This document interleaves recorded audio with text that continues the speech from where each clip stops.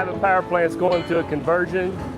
We're doing away with some old equipment and replacing it with new equipment so we're more efficient and help provide reliable power and heat to the university. The overall project is we're increasing our steam load capabilities.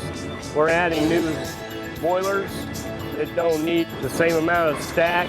Once this is gone, we can start moving the new boilers in and the new heaters. We've had manual controls, went to pneumatic controls, and went to electronic controls, and this is just one more step into the future. It's a learning place, so they use it as educational.